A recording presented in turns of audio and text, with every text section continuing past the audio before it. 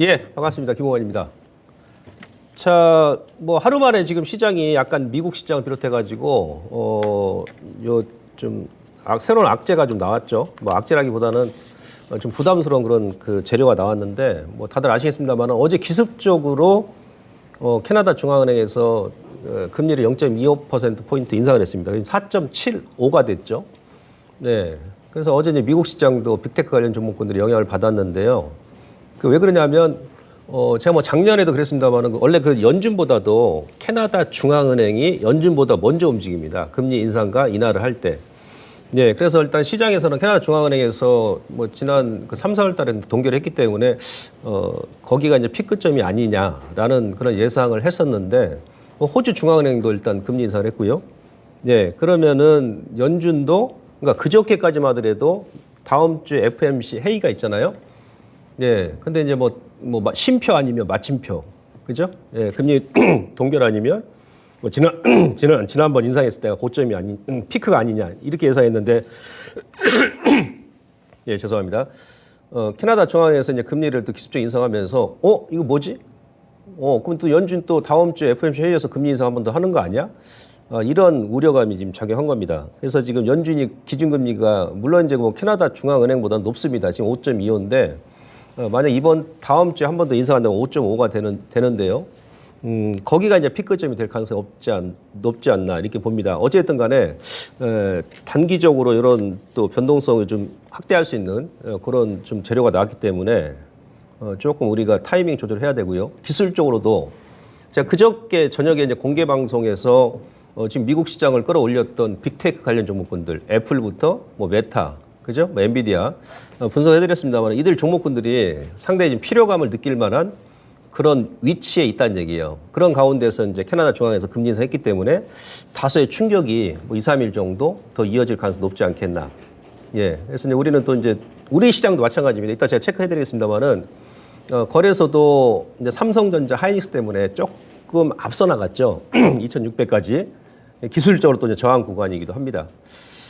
자, 제가 5월 18일 날 오늘 이제 강의 주제는 뭐냐면은 포스코 피처엠하고 이제 에코프로 BM. 어제 이제 에코프로가 테슬라가 IRA 그러니까 미국에서 이제 뭐 모델 3부터 해가지고 전 차종에 대해서 보조금을 다 이제 지원받는다 얘기 나오면서 상대적으로 현대기아차는 이제 악재를 장악하면서 급락이 나왔었고 그다음에 테슬라는 어제까지도 9일 연속 상승이 나왔거든요. 네, 그럼으로써 이제 우리 그 전기차, 2차전지 배터리 관련 종목들도 특히 에코프로가 이제 급등이 나왔지 않습니까? 그래서 이 부분에 대해 제가 한번 체크를 해드리고요. 그다음에 지난주에 제가 이제 반도체, 약간 저항 구간에 다들 있기 때문에 지금은 이제 서둘러서 매수를 하는 게 아니고 좀 타이밍을 조절해야 된다 그런 말 드렸는데 불과 또 이제 일주일 만에 이제 미국 시장 빅테크 관련 종목군들의 변화가 나왔기 때문에 좀 더 우리가 좀 조절할 필요성이 있어가지고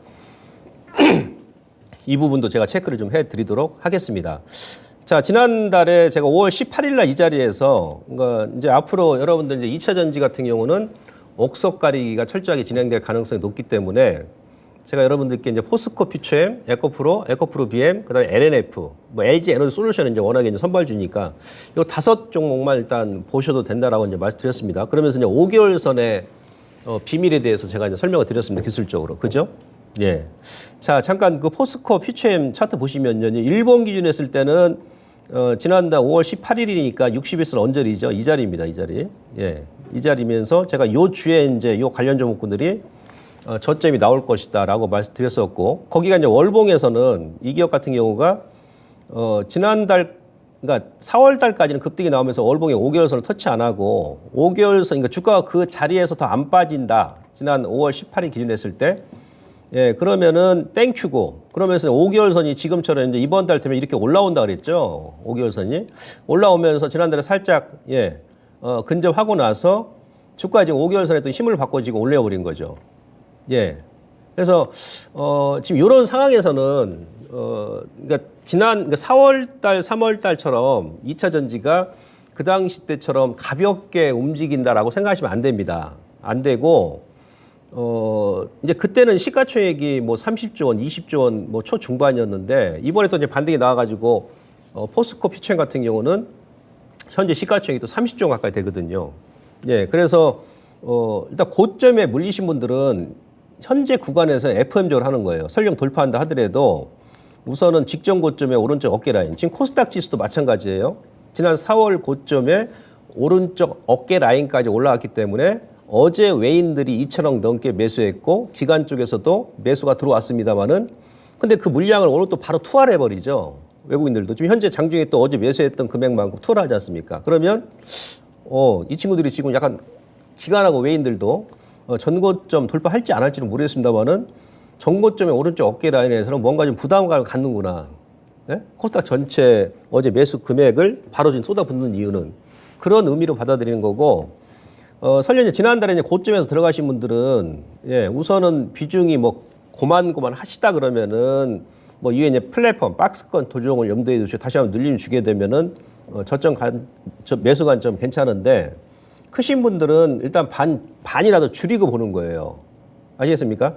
예, 그리고 또 이번 달에도 올라가면서 또 어떻게 됐습니까? 예, 주가가 지금 월봉 5개월 선을 또 갭을 만들었어, 갭을. 그러니까 애매한 거야, 이게. 예. 제가 그렇습니다. 결국은 이제 5개월 선 또 닿습니다. 한번 터치를 하는데 이번 달에도 주가가 반등이 나오면서 예, 월봉에 지금 5개월 선에 또 이게 붕 떠 있죠. 떠 있지 않습니까? 예, 이게 떠 있을 때는 제가 지난 4월에도 그랬습니다만 따라가는 게 아니고 오히려 이제부터는 만약에 보유하신 분들은 이번 달에 이제 이게 맥점이 될 수 있습니다. 그러니까 이번 달에 지금 현재 포스코 퓨처인 같은 경우는 월봉 시가 얼마죠? 35만 1,500원이죠. 예, 35만 1,500원. 그것을 이탈하면 안 돼요. 예, 그럼 이제 음봉이 되면서 5개월 선에도 터치하러 내려올 수 있기 때문에 그런 거죠. 그러니까 지금 현재 보유하신 분들은 단기적으로 35만 1,000원 전후 월봉 시가선 이탈한다 그러면 일단 끊었다가 아래에서 다시 보는 거예요. 그렇게 하시면 될 것 같고요. 자, 그다음 이제 에코프로 같은 경우도 마찬가지입니다. 자, 에코프로도 일단은 지난달에 제가 그랬죠. 5월 18일이니까 그러니까 그 전주 저점을 안 깨면 안 깨고 이렇게 박스권 행보만 해줘도 땡큐다. 제가 그랬습니다. 그죠? 그러면서 버텨두면 이제 6월 달에 월봉에 5개월선 이렇게 올라올 때 주가의 반등이 나올 것이다. 그런 말 드렸는데 지금 뭐 에코프로 같은 경우도 물론 이제 거래량을 보시면요. 예? 예, 시청자님들 거래량 보시면 아직은 의미는 없어요, 사실은. 이게 돌파를 할지 아니면 뭐 이번 주 이후에 거래가 막 나오는데 주가가 이 고점을 70만 원을 돌파 못한다 그러면 위쪽에서 매물이 막 나온다는 그런 얘기 아니겠습니까?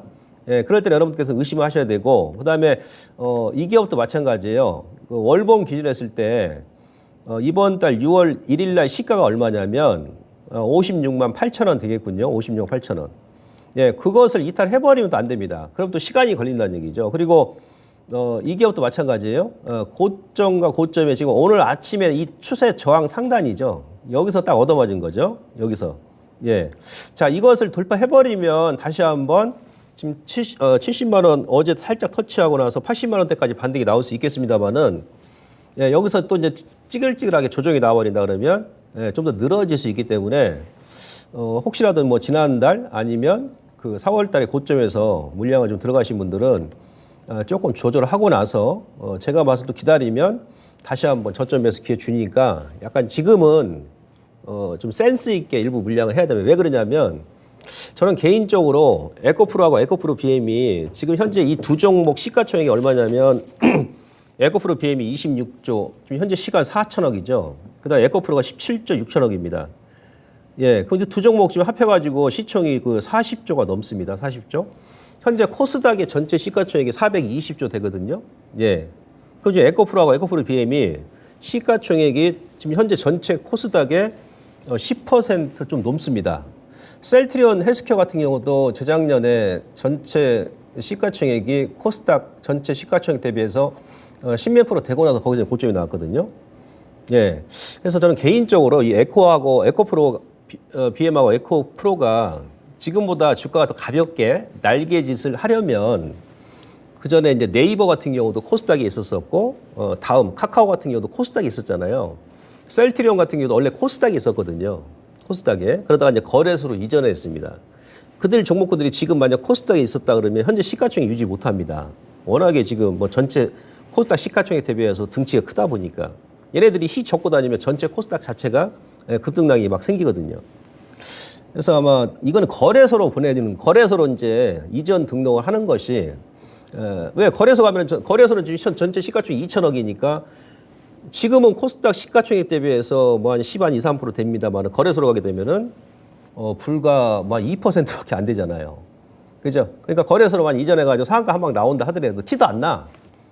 예. 그래서 거래소로 좀 이전하는 것이 주가에 나중에 좀 가볍게 날개짓을 하기 위해서 좀 좋지 않나 싶은데 뭐 그것은 이제 뭐 회사에서 나중에 이제 뭐 좀 검토를 해보겠죠. 아무튼 에코 프로 같은 경우도 이제부터 이제 5일선입니다. 아니 5개월선. 왜냐하면 또 5개월선이 지난달 대비해서 더 올라갔기 때문에 지금은 각도가 더 가파라지죠. 각도가. 대나무가 부러질 때는 그냥 뭐 희지부지 부러지지 않고 꺾으면 그냥 뚝 부러지지 않습니까? 예. 그런 이제 또 위치에 놓여 있기 때문에요.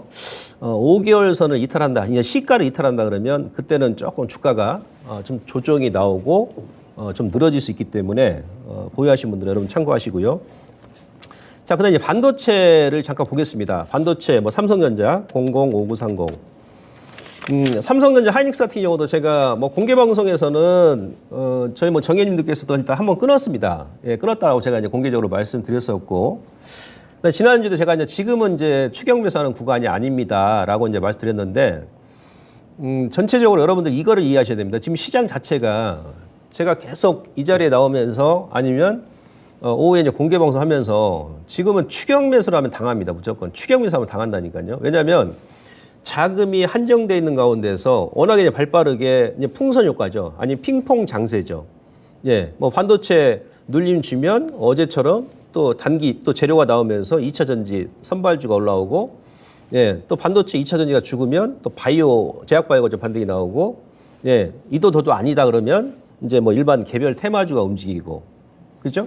예, 그러면서 또 이제 삼성전자 하이닉스가 움직일 때는 전체 지수가 움직이면서 다른 종목군들이 또 한 템포 쉬는 그런 흐름이 나오고, 예, 그러죠. 어제 이제 삼성전자 하이닉스가 지난주부터 이제 약간 피로감을 느끼면서 다소 주가 좀 조정이 나오니까 어제 또 2차 전지 선발 종목군들이 또 이제 움직이고 이런 거거든요. 그래서 계속 발빠르게 돌아가면서 움직이기 때문에 가급적이면 서둘지 마시고 눌림목에서 공략하는 게 좋습니다. 눌림목에서. 이게 이제 언제까지 이런 장세가 펼쳐지냐면 제가 이따가 이런 데이터를 보여드리면서 설명드리겠습니다만은 적어도 이제 올 여름까지는 이렇게 가야 돼요. 그래서 여름까지는 8월, 뭐 9월 초까지는 여러분들께서 조금 뒤로 한 걸음 물러나가지고, 그죠? 주식 뭐 맨날 수익 납니까? 예, 하다 보면 또 여유 있게 하다 보면 수익이 좀 나는 겁니다. 그래서 그렇게 일단 하시고, 자, 삼성전자 같은 경우도 일단 갭이 있지 않습니까? 갭이. 그죠? 예, 요 갭이 이제 67,000원 하단에 비교적 큰 갭이 있어요. 물론 이걸 뭐 바로 메꿀지 여부는 저도 모릅니다. 예, 근데 이제 미국의 마이크론 테크놀로지가 전고점 돌파하고 나서 전고점 아래까지 이렇게 눌림을 어제까지 줬거든요. 예, 그러면 삼전하고 하이닉스 같은 경우도 예, 최소한 20일선, 그러니까 67,000원 뭐 언저리까지는 눌림을 줄 가능성이 높기 때문에 그 라인에서 여러분들께서 일단 매수하시면 되고, 그리고 앞서도 제가 설명드렸습니다만은 지금 뭐 하루 이틀 만에 그다음 일주일 만에 미국 시장도 여러 가지 변화가 많이 생겼습니다. 예, 엄청난 변화가 생겼습니다. 예, 완전히 시장이 뒤집어져 버렸죠, 미국 시장이. 예, 그런 부분도 여러분들께서 이해를 하셔야 된다는 얘기죠. 이따 제가 설명드리겠습니다. 좌우지간 그런 지금 상황이고, 그리고 삼성전자가 제가 이제 뭐 4월부터 그랬습니다. 올해 저점 대비해서 지금 30% 올랐거든요, 사실은. 제가 지난 시간에 여러분들께 삼성전자의 그 12년 동안의 영업이익과 그다음 영업이익이 이제 100% 정도 1년 전보다 늘어나는 구간에서는 주가가 40% 이상 올랐다라는 부분에 대해서 여러 차례 제가 설명을 드렸습니다. 그러니까 올해 같은 경우도 삼성전자가 올해 대비해서 내년 가게 되면 영업이익이 기본 2배 이상 증가를 하잖아요. 예, 그러면은 과거 데이터 상으로 보게 되면 예, 한 40%까지 올라야 된다. 연말까지 본다라면. 그러면 지금 현재 72,000원 고점이었던 그 라인도 넘어갈 수 있다는 그런 의미가 되겠죠. 근데 지금 올 연말까지죠. 아직도 6개월 남았잖아요. 예, 그러면 저점에서 지금 30% 지난주까지 올라갔기 때문에 그러면 앞으로 올라갈 자리가 한 10%, 뭐 15%밖에 안 남았네. 예, 이렇게 돼버리면 이제 외인들도 많이 매수했기 때문에 약간 차익을 하고 싶은 그런 욕망이 지금 약간 표출될 수 있는 그런 구간이라는 얘기죠. 그리고 외인들이 지난달까지 우리 시장에서 예, 거래소 기준으로 했을 때 13조 원을 매수했기 때문에 6월 달은 다소 얘네들도 비중과 속도 조절을 할 가능성이 높다는 얘기예요. 거기다가 제가 공방에서도 공개방송에서도 현충일 날 공개방송하면서 여러분들께 지금 미국의 애플을 비롯해 가지고 빅테크 관련 기업들 장기 로고 핵심 추세들을 제가 보여드렸습니다. 예, 다들 막혀 있죠 지금. 갑갑한 그런 구간이에요. 예, 그런 상황이기 때문에 좀 더 우리가 속도를 조절하는 것이 좋다 이렇게 말씀드릴 수 있겠고요. 그다음 하이닉스죠. 000660. 자, 하이닉스 같은 경우도 오늘 뭐 양봉 살짝 올라오긴 하는데 예, 지금 현재 구간에서는 따라가면 재미가 없어요. 제가 봐서는. 예, 그리고 이제 원래 이건 이제 기법이죠. 자, 하이닉스 같은 경우는 주봉 기준으로 했을 때는 여기가 지금 120주선이죠. 120주선이죠. 예. 그다음에 이제 이거 원래는 이제 삼성전자와 하이닉스는 216주선입니다. 216주선. 예. 216주면은 이제 그 4년이에요. 거의 연수로는 4년입니다. 근데 일봉으로 보면은 216주선을 돌파를 했어요. 노란색 선. 장대 양봉으로 3주 전에 돌파했죠. 돌파하고 지금 120주선까지 돌파하고 지금 안착하는 흐름이죠. 예? 그러면서 지금 하이닉스 같은 경우도 기술적으로 이 추세 저항선에 걸린 거예요. 여기 걸린 겁니다. 여기서. 그죠? 네. 추세, 그러니까 2021년도 고점과 그다음 2022년도 여기서 얻어맞았지 않습니까? 예, 그럼 세 번째 추세 저항에서 걸린 거예요. 여기서는 따라가는 게 아니죠. 예. 근데 이제 하이닉스하고 삼성전자는 지난 시간에 제가 그런 말 드렸습니다. 외인들이 왜 삼성전자 하이닉스를 매수하느냐? 예, 이 친구들이 지분을 50% 넘게 가지고 있잖아요. 그죠? 예. 그러니까 여기서 이제 하이닉스 3전이 올라가면 되게 되면은 뭐 수십조 원 이익이 발생하는 거예요. 그런 말씀 드렸었고 50% 외인들이 지분을 가지고 있기 때문에 요거는 지금 달러 환산 차트예요. 그러니까 외국인들이 보는 시각에서 봐야 된다는 얘기죠. 외국인들이 보는 시각에서. 아까 제가 그 원화 환산 차트 보여드렸을 때는 예. 120주선까지 돌파한 상태입니다만 달러 환산 차트를 보게 되면 예. 지난주에 216주선 살짝 돌파하고 나서 지금 안착하는 흐름이죠. 그러니까 위쪽으로는 120주선 저항이고 아래쪽으로는 216주선 돌파하고 나서 지금 지지하는 구간이에요. 아직까지 제가 방향성을 알 수가 없습니다. 예. 차트를 잠깐 좀 띄워주시죠. 그러면서 이제 아까 원화 차트상으로는 살짝 돌파한 상태인데 지금 달러 환산 차트로 보게 되면은 예, 여기가 저항이죠. 이 연두색 선이 216주선이거든요. 그래서 반도체는 4년 사이클이라는 얘기예요. 4년 사이클. 예. 여기서 이제 216주선을 이런 식으로 이제 장악을 완전히 해버리면 주가가 중간에 눌림을 주더라도 우상향 기조를 계속 그려나가는 것이고 지금은 이제 216주선 돌파를 하기 위해서 지금 몸부림을 치고 있는 거예요. 기술적으로. 그러면서 이 추세 저항선에 지금 걸려 있는 겁니다. 예. 근데 요것을 이제 바로 돌파한다기보다는 제가 판단컨대 이번 달까지 조금 주가가 실 구간에서 쉬는 게 좋거든요. 예. 그래서 이번 달에 만약에 아래쪽으로 눌러준다 그러면은 예, 그때 여러분들께서 좀 분할 매수로 금액 크신 분들을 보시면 될 것 같고 그리고 이제 반도체 장비라든지 지난주에 제가 뭐 이스페타시스부터 해가지고 뭐 한미 반도체 여러분들께 기초 분석 해드렸지 않습니까? 예, 서둘 필요 없다. 저항 구간이니까. 예.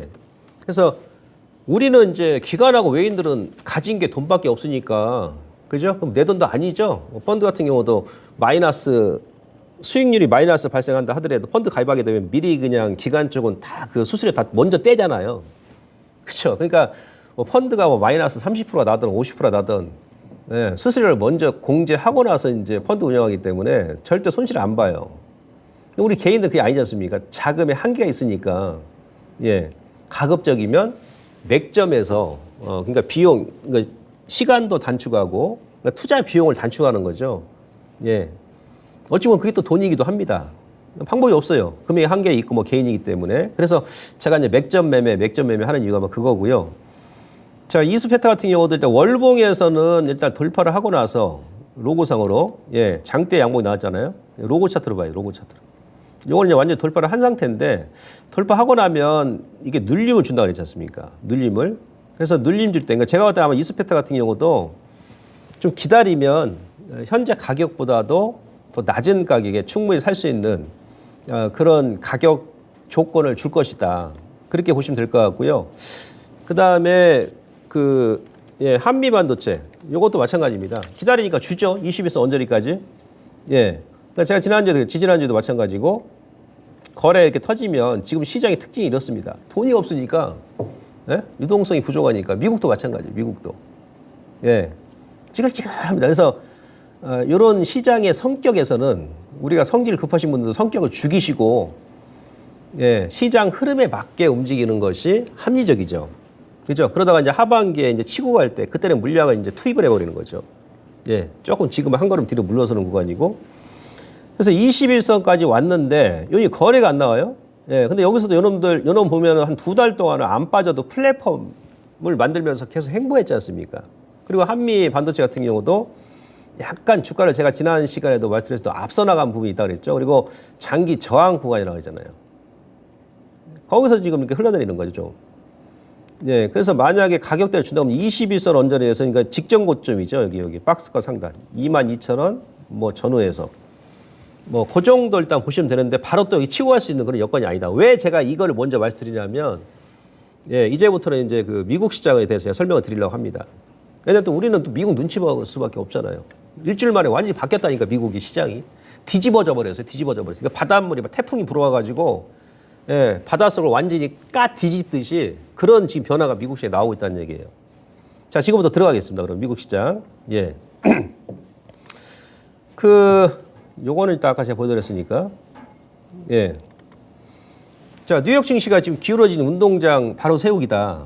예, 앞서 제가 말씀드렸습니다만은 그동안 시장을 주도했던 나스닥의 뭐 빅테크 관련 종목군들, 애플, 엔비디아, 그 다음에 구글, 메타, 그다음에 테슬라, 예, 뭐 이렇게 되겠죠. 대신에 너셀 2000 주스는 계속 지금 한 5개월 동안 지난주까지도 계속 막 바닥에서 그냥 행보했습니다. 3월 초에 지역은행 문제가 터지면서 그 이후에 3개월 동안 계속 행보만 했거든요. 근데 제가 지난달에도 그런 말 드렸습니다. 지역은행 문제 불거졌을 때 여러 가지 데이터를 제가 여러분들께 보여드리면서 여기서 끝났다. 특히 이제 뭐 퍼스트 리퍼블릭이라든지 그다음에 실리콘밸리 뱅크 얘네들이 자산 규모 가장 큰 은행이라고 그랬지 않습니까? 예, 퍼스트 같은 경우는 2,500억 달러고 자산 규모가 실리콘밸리 뱅크 같은 경우는 2,300억 달러인데 지역 은행 중에서 자산이 가장 큰 은행들이었어요. 가장 큰 이 두 공룡이 파산 및 매각이 됐다는 얘기는 거기서 이제 끝났다는 얘기죠. 그런 이유 때문에 이제 안 움직였는데 이게 지난주부터 완전히 뒤집어져 버렸어요. 네, 빅테크는 지금 몸집이 너무 지금 무거우니까 서서히 이제 주가가 하락 내지 피로감이 상존해서 피곤해야 한단 말이에요, 주가가. 근데 얘네들은 지금 5개월 동안을 바닥에서 3개월 넘게 바닥에서 행보하다 보니까 어제 나스닥은 조정이 나왔는데 러셀 2000 지수는 어제도 플러스 한 1.6%가 7% 상승 마감했죠. 다우도 상승 마감했고. 예. 그래서 미국의 지금 시장 변화가 나타나고 있다는 얘기예요. 이게 이제 거꾸로 된다는 얘기죠. 이런 변화인데 이겁니다. 예. 원래 이제 미국 입장에서 보면은 우리나라 코스피는 중소형 업종이죠. 예? 중소형 지수. 그러니까 러셀 2000 지수가 그래서 러셀 2000 지수하고 우리나라 코스피 지수하고 동일하게 움직입니다. 옛날에 그 전에 이제 뭐 2000년 초반에 연준 의장이었던 그린스펀 같은 경우도 그런 얘기를 했습니다. 뭐 다우 30 지수와 다우 종합 지수하고 나스닥 지수는 의미가 없다. 이게 무슨 얘기냐면 이번처럼 뭐 나스닥 지수 같은 경우 애플하고 마이크로소프트 그다음에 뭐 시가총액 상위 한 10종목이 올라가 버리면 다른 종목이 아무리 그냥 빠져도 전체 지수는 안 빠지거든요. 예. 근데 실질적으로 이제 미국의 경기 상황하고 주식 시장의 현재 실정을 알 수 있는 지수는 사실 러셀 2000 지수, 뭐 월셔 5000 지수죠. 예. 그게 무슨 얘기냐면 우리도 지금 차별화 장세가 지금 전개되고 있습니다만은 그나마 우리는 미국보다 좀 덜했던 거예요. 미국 같은 경우는 우리 뭐 개인들이 또 미국 같은 경우도 가벼운 종목 좋아하지 않습니까? 그죠? 네, 근데 뭐 이번 달 초까지만 하더라도 대형 지수가 계속 올라가고 러셀 2000 지수는 계속 바닥까지 지난주 중반까지 행보만 했는데 저점에서 지금 한 3, 4일 만에 거의 10% 가까이 급등이 났거든요. 주가가. 바닥을 완전 탈피했죠. 차트 보시면. 예. 이게 상당히 큰 변화. 어제 나스닥도 음봉으로 밀었습니다. 근데 얘는 또 어제도 양봉 마감했어요. 더군다나 캐나다 중앙에서 금리 인상까지 했는데도 불구하고 안 밀리더군요. 그럼 무슨 얘기냐면 얘네들이 지역 은행 때 밀고 그다음에 또 이제 중소형주 같은 경우는 아무래도 경기가 미국이 작년보다 올해는 많이 둔화되잖아요. 그러니까 경기도나 우려관까지 상존하면서 주가가 찌글찌글했고 그다음 유동성도 없는 가운데서 돈이 없었잖아요. 씨가 말랐잖아요. 미국 같은 거 보시면. M1, M2 통화량 중감치를 보시게 되면 예. 작년에 연준에서 급격하게 금리 인상하면서 M1, M2 통화량 자체가 급락이 나오죠. 급격하게 감소해버립니다. 예? 논바닥 갈라지듯이 유동성이 고갈됐다는 얘기예요.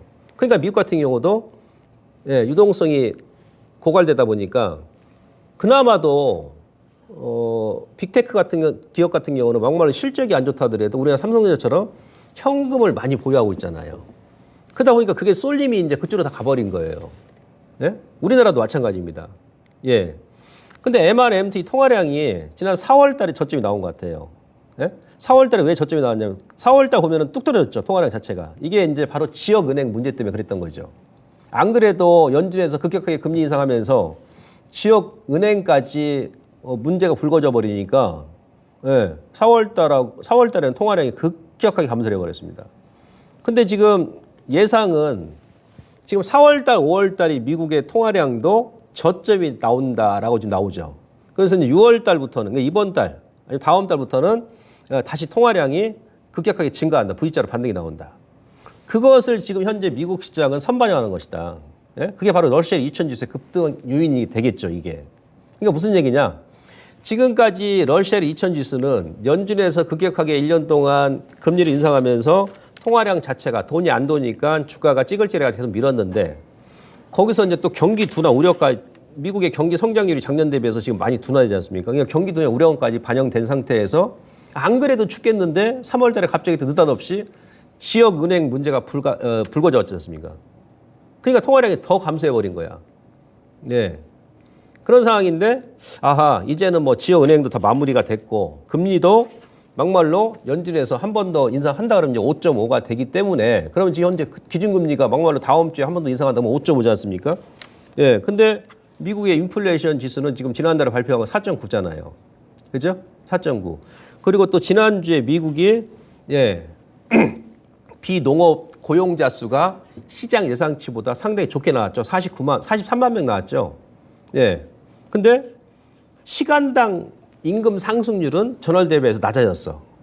예. 그럼 이제 물가가 더 내려가지 않겠느냐라는 기대감에 금리는 이미 이제 고점이 나왔기 때문에 피크가 나왔기 때문에 이제는 중소형 지수도 경기 운하 두려움도 지금 완화되고 그동안 조정이 났기 때문에 최근에 이제 급등이 나버린 겁니다. 그게 이제 반영이 되는 거예요.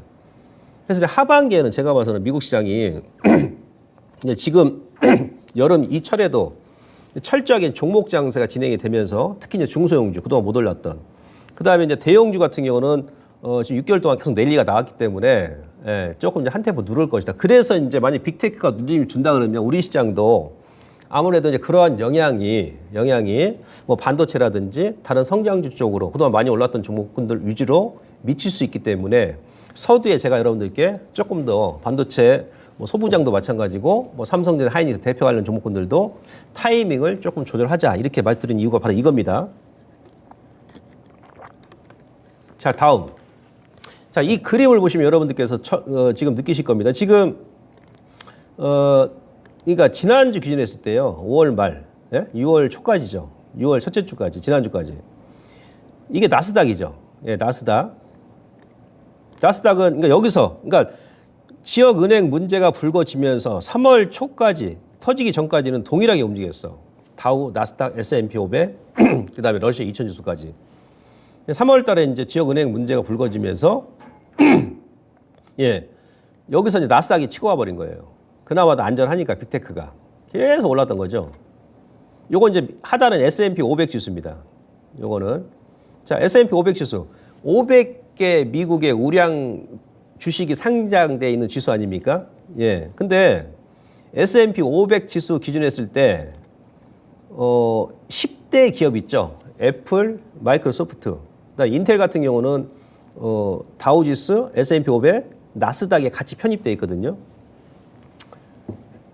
10개 기업만 주가가 지난주까지 연초 대비해 가지고 평균 한 8.9% 상승이 나왔습니다. 나머지 490개 기업은 오히려 마이너스예요, 마이너스. 그러니까 500개 기업 중에 10개 기업만 주가가 올라가고 나머지 490개 기업 주가는 그동안 계속 빠졌다는 얘기예요. 1월 대비해서. 그러니까 미국 같은 경우는 우리보다 진짜로 극심한 차별화 장세가 지금까지 전개됐었다는 얘기예요. 예? 예. 그래서 제가 빛 좋은 개살구 장세다. 미국은 제가 여러 번 얘기했죠.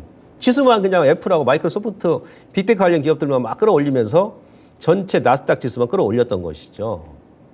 예. 그러니까 미국의 개인 투자분들께서도 개별주 이제 매매하시는 보통 우리도 이제 코스닥 매매 90%가 이제 개인들이 매매하지 않습니까? 뭐 미국도 이제 동일하게 생각하시면 되죠. 예, 이런 실정이었습니다. 다음. 그랬는데 지난주부터 이번 주부터 뭔가 커다란 지금 변화가 나타나고 있지 않습니까? 나스닥은 지금 올려놓고 나서 비중이 지금 뭐 시총 상위 종목군들은 행보내지 엔비디아 지금 못 가죠. 지난주부터 마이크로소프트 같은 경우도 지금 최고점까지 갔다가 어제 3% 밀었죠. 애플 같은 경우도 지금 최고점까지 왔다가 거기서 지금 눈치 보고 있죠. 메타 같은 경우도 지금 저항 구간에 있거든요. 못 갑니다. 근데 여기서 지금 러셀 2000 지수가 지금 치고 나와버리잖아요. 러셀 2000 지수가 불과 일주일도 안 돼가지고 지수 자체가 저점에서 10% 급등이 나옵니다. 이건 무슨 의미입니까? 이제 우리 시장도 어제도 여러분들 뭐 종목군들 보게 되면 제가 그 전부터 계속 이제 못난이 주시라고 계속 표현을 하는데, 그럴 종목군들 막 1년 넘게 막 찌글찌글 빼다가 갑자기 거래 터지면서 그냥 상한가 막 나오는 종목군들이 막 보입니다. 특히 코스닥 거래소도 마찬가지고. 이제 그런 못난이 종목군들이 아마 여름 동안은 계속 돌아가면서 움직일 가능성이 높다. 조금이라도 이슈가 나 큰 재료도 아니야. 근데 워낙에 그냥 애들을 그냥 경기가 일으킬 정도로 막 빼놔가지고 조금만 재료 나와도 그냥 급등이 나와버리죠. 그런 행태의 장세, 그러니까 소위 말하면 게릴라 장세가 좀 전개될 가능성이 있습니다. 약간 지수를 묶어놓으면서 요게 상당히 큰 의미다라고 보시면 될 것 같고요. 다음 그림 한번 보시죠. 그러니까 지금 뉴욕 증시 그 200일선 넘는 종목 비율 차트를 보시면 그러니까 1월부터 2월 달까지는 아까 그 3대 지수가 같이 이렇게 올라갔어요. 올라갔는데 3월 달 접어들면서 지역 은행 문제가 불거지면서 다른 종목군들은 대부분 다 우하향이었어요. 계속. 여기서 빅테크만 이렇게 올라간 거죠. 빅테크만. 요 200일선은 장기 이평선이죠. 장기 이평선. 그러니까 200일선 우에 있는 종목군들은 중장기 추세가 유지되고 있다는 얘기예요. 근데 3월 달을 기점으로 해가지고 200일선은 계속 200일선을 이제 하향 이탈한 종목군들이 계속 나왔는데 지난주를 기점해가지고 지금 미국 뉴욕 증시가 200일선을 돌파하는 종목군들이 많이 나오고 있다는 얘기예요.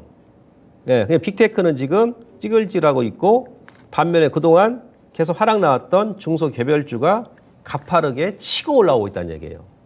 미국 같은 경우도 전형적인 지금 종목 장세로의 전환을 지금 예고하고 있다는 얘기죠. 지역 은행주들도 마찬가지고 인프라 관련 종목군들, 에너지 관련 종목군들, 그다음에 중장비 쪽에서는 뭐 캐터필러 같은 경우도 지난주 이번 주 월요일인가요? 저점에서 지금 한 3일 만에 한 10% 올라왔죠. 그러다 보니까 그 중장비 관련 기업들, 우리 같은 경우는 두산 밥켓이 뭐 이번 주 초반에 신고가 나와버렸죠. 그죠? HD, 두산 인프라코어 같은 경우도 신고가 나와버리고. 그다음에 요즘에 최근에 보게 되면 코스닥에 뭐 DI 파워라든지 기계 장비 쪽입니다. 진성 TEC 이런 기업들이 바닥에서 어제 오늘 막 치고 올라오지 않습니까? 이런 장세가 이제 전개될 가능성이 높다는 얘기예요. 그러니까 미국 같은 경우 지금 또 니오프닝 관련 종목군들, 뭐 그 카지노 관련주 그리고 크루즈 여행사 관련 종목군들 이런 애들이 지금 올라오더라. 빅테크가 눌러줄 때. 그러니까 미국도 우리가 4월 달에 그랬지 않습니까? 2차 전지가 고점에서 4월 중순에 고점 나오고 나서 꺾일 때 반도체 좀 찌글찌글하다가 그러면서 이제 반도체가 치고 올라왔지 않습니까? 이 자금, 이 유동성 분산 효과가 지금 나오고 있더라. 미국이. 예, 이렇게 좀 시장이 색깔을 좀 바꿔나가고 있습니다. 이거 여러분들께서 좀 기억하실 필요성이 있겠고요. 다음. 자, 이 지역은행 문제가 이제 가장 큰 이슈였지 않습니까? 이것 때문에 지금 널셀이 2000지수하고 개별 종목군들이 예, 주가가 그동안 3개월 또 넘게 지금 하락 내지 바닥에서 못 움직였던 거죠. 예. 근데 제가 이것도 4월 달에 아마 여러 차례 그림 보여드렸습니다. 예. 그림 보여드리면서 지역은행, 이게 나스닥 은행업종 지수거든요. 예. 그래서 이 저점, 이것도 이태리 장인 패턴이라고 그랬습니다. 그 당시에도. 여기서 저점에서 터닝하고 V자 반등 나오고, 안 그래도 한번 꺾일 자리였죠. 여기서 꺾이고 중간 지지를 했다가 3월 달에 이제 이 라인을 이탈하고 급락이 나왔는데 이 라인을 이탈 안 한다고 그랬습니다. 제가. 왜 그랬어요? 네, 그 당시에 벌써 대표적인 자산 규모가 가장 컸던 실리콘밸리뱅크하고 예, 퍼스트 리퍼블릭이 이미 파산 내지 매각을 했기 때문에 그럼 거기서 끝나버리는 거예요. 작년 같은 경우도 중국의 항서가 아니고 뭐죠? 헝다그룹이 파산했잖아요. 부동산 1위 업체. 거기서 이제 끝나버리는 거죠. 그죠? 예. 딱 지난달에 아래 꼬리 치고 이번 달에 지금 반등이 나오잖아요. 반등이. 예. 반등이 나오다 보니까 이제 그래서 러시아의 2000지수도 움직이는 것이고 이제 시장의 투자자들이 나스닥 은행업종 지금 저점 나온 것 같아? 그리고 또 앨런 재무장관이 연준에서 발빠르게 예. 보증을 해준대. 미국의 그 보증보험회사에서. 예, 그러니까 이제 예금 인출이 없는 거죠. 예, 그러면서 또 이제 경기 둔화가 좀 가속화될 줄 알았는데 지난주에 발표한 연준의 고용지표 보니까 상당히 견조해. 예상치가 원래 19만 명이었는데 43만 명 나왔고 거기서 만약에 시간당 임금 상승이 올라갔으면 또 물가가 올라갈 수 있기 때문에 이제 그 소비자 물가 상승에 대한 우려감이 작용할 수 있는데 또 시간당 임금도 줄었어. 아, 이제는 그러면 이제 중소형주도 더 이상 예, 주가에 뭐 큰 영향 안 받겠구나. 예? 예, 그런 지금 그 인식이 좀 확산되고 있다. 예? 그런 의미로 받아들이면 될 것 같고요. 반면에 지금 보시면 완전 거꾸로죠. 나스닥 종합지수는 이번 주하고 다음 주가 맥점이에요. 저도 지금 궁금해요. 과연 돌파를 할지 안 할지. 네, 이건 나스닥 종합지수 로고 핵심 추세도입니다. 이게. 예. 지금 나스닥이 어제 조금 눌림 줬고 이번 주 들어서 좀 찌글찌글하죠. 이게 왜냐면 기술적으로 보시면 지금 보시면 이 추세선 두 번째 추세선 상단 저항 구간입니다. 이 저항 구간 지금 자리가 저항 구간이면서 예, 이 마디 박스 이 마디 상단 이 저항 라인이에요. 그죠? 여기서 찌글찌글하면서 이런 식으로 움직였거든요. 그러니까 만약에 이번 주가 됐던 다음 주가 됐던 만약 돌파한다 그러면 나스닥이 좀 더 올라갈 수 있는데 다음 주까지 돌파 못하고 좀 쉰다 그러면 여기서 한번 또 눌림을 줄 가능성이 높겠죠. 눌림을. 예. 근데 이걸 지금 빅테크 관련 기업들이 이렇게 올린 거 아닙니까? 나스닥 지수. 지금까지 나스닥 지수만 올라간 거 아니겠어요? 그러니까 1월 달부터 그러니까 이번 주까지 본다 그러면 나스닥 지수는 전체적으로 한 33% 올랐거든요. 예. 다우 같은 경우는 지금 3%밖에 안 올랐어요.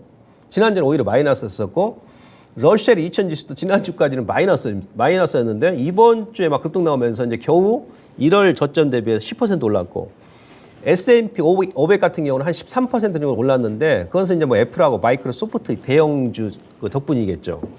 예. 그런 겁니다. 그러니까 나스닥도 저점에서 33% 올랐다 그러면, 기간적으로 한 6개월 가까이 됐고, 하니까 약간 피로감을 느낄 수 있는 그런 위치에 있더라. 이렇게 볼 수 있겠고요. 그 다음에 이제 종목별로 보는 거예요. 종목별로. 자, 애플 지금 보시면, 뭐 여러분들 그 차트 보시면, 애플이 지금 계속 올라오면서 여기가 지금 쓰리봉이죠. 이게 애플 그 장기 로고 핵심 추세도입니다. 예. 이 자리입니다. 지금 현재 이 자리에 있는 거예요. 예. 이 자리면 지금 뭐 시청자님들 같으면 지금 이 자리에서 매수를 해야 될까요? 저 같으면 더 가더라도 매수 안 합니다. 예? 예. 거기다가 얘가 전 세계 시가총액 1위 기업인데 1월 달부터 지금 6월, 예? 현재까지 6개월 가까이를 계속 그것도 그냥 뭐 쉼없이 달려왔습니다.